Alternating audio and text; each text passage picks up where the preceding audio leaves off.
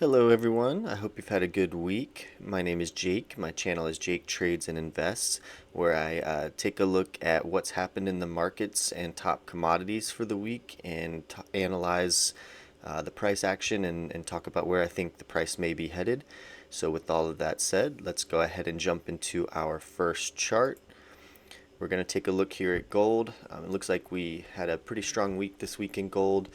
We had ended the previous week pulling back towards the moving averages, and it looks like this week we've found some support around the 50 moving average here and had a pretty strong close to the week on Wednesday, Thursday, and Friday, heading back up to all-time highs at 32.63. So for now, I think the momentum is behind gold. So further upside looks to be ahead. As for silver, silver sold off pretty heavily in the week before last to end the week. It was following all the other markets that were selling off really hard. However, we seem to have come down to this support around $28, and this support goes back. I'm going to go to a weekly here. This $28 range support goes all the way back around 2010, 2011, 2012, where it was acting as support at that time, and then fast forward to the last 4 or 5 years was acting as resistance until this past year where we broke out, retested, headed higher, and now it's looking like we came down, had a really strong buying candle to start the week. It looks like where we retested that 28 2750 support zone here and have since bounced higher back up towards our moving averages. So for now, as long as gold continues higher, I think silver will follow suit. So it looks like if the momentum will hold, it looks like the price will continue to head higher. For platinum, kind of the same story as silver. We had strong selling to end the week 2 weeks ago, and then this week we started to bounce off of our support zone again. Again, Monday we had a strong hammer candle heading back up into the $900 support zone, and we have continued to bounce off of that. We still are below the moving averages, so I would think price would need to get back up above those moving averages and retest this resistance zone that we've had overhead for the last few years. But again, if the gold and silver can head higher, I think platinum will follow. Copper, similar story. We were selling off very hard.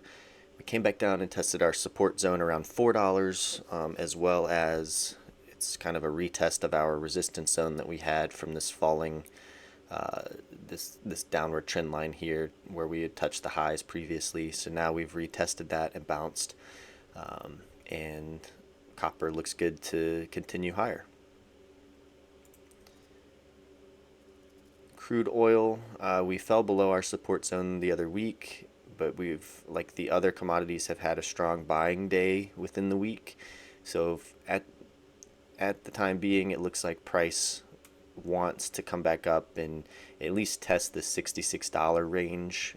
We'll see if it can get through it and continue up.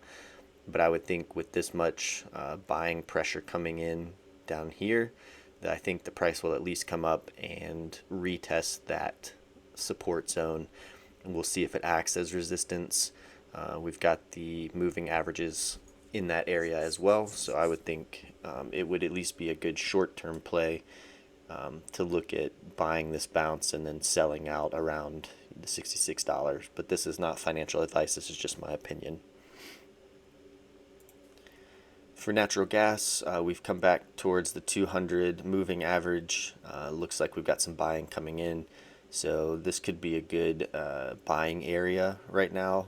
We've, over the last 5 or 6 months, we've worked our way up, come back, retested our breakout zone, also tested the 200 moving average, had some more momentum up towards the $5 range, and pulled back again towards the 200 moving average. So I think right here looks like a good place for a buy in natural gas. For the S&P 500, we've had quite the week with buying coming in.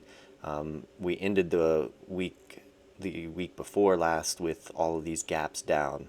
So we've currently filled the first gap. I would think with this much momentum in buying that we had on Wednesday, I mean, this is a huge candle that came all the way back up to the 20 moving average. I would think that in the week ahead, maybe 2 weeks ahead, depending on how long this takes to sort itself out, but we still have this gap here at 55.75, around that area. I would think the price is going to come back up and close that gap at least. And for now, I think that would make sense. We have the 200 moving averages turning down here. If we were to come up and tag that moving average, close the gap, we'd have to wait and see if the price is going to sell off from there. It's hard to say if this is going to be enough to get the price back up above the moving averages and heading higher. With this much momentum to the downside, I think this is just some short-term buying and kind of moving back towards the averages, but I don't know that this is going to be a bottom here for the long-term play to the upside. So be cautious, but I think for now we still have the gap above that we need to fill. So I think that's where the price is going to head in the week or two ahead of us. For the Nasdaq, on Wednesday we closed the gap that we had, and we still had some buying coming in on Friday. So I think, like the S&P, we could see the Nasdaq head back up towards 19,500 or even 20,000 if we get some momentum behind us and retest this old support zone. And we'll have to see how the price reacts in that area. But I think, it's likely the price will come back up, test, stall out here, and maybe even fall back towards the downside. And we'll see if the 16,500 level acts as a double bottom. Dow Jones, similar story. We had the strong buying on Wednesday coming in, some more buying on Thursday, and then Friday was a green candle to finish the week.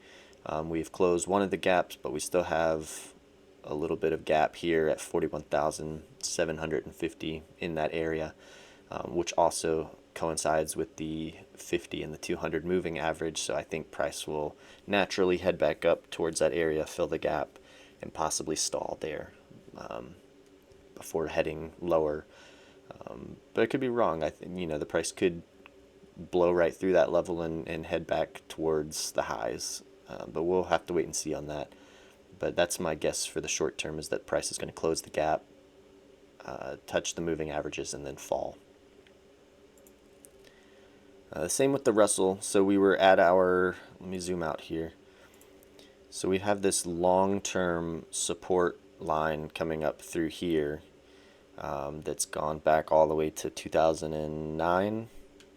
So we have come down and touched that trend line support zone area and bounced off of it.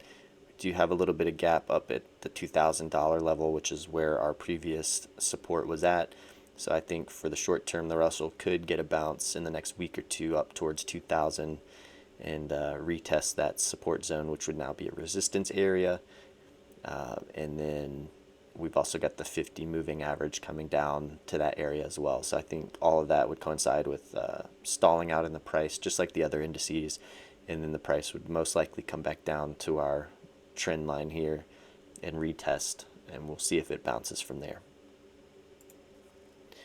And lastly here, we've got Bitcoin. Bitcoin has been holding up pretty well, considering the rest of the indices and the commodities had quite a bit of selling over the last 2 weeks ago. Bitcoin is held up around the 200 moving average.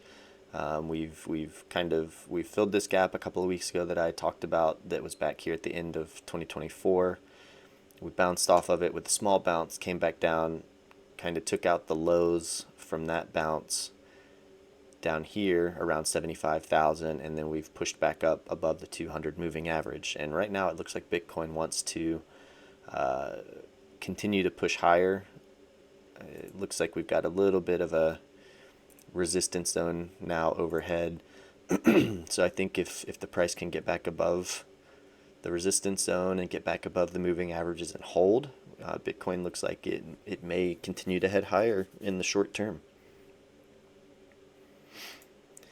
So that's what I have for this week. I appreciate you if you tuned in. Please give a like and a subscribe. Also, leave a comment if you agree or disagree with anything I've said. If you haven't already, please check out last week's video and see how the analysis holds up. And I will see you all again next week. Thanks.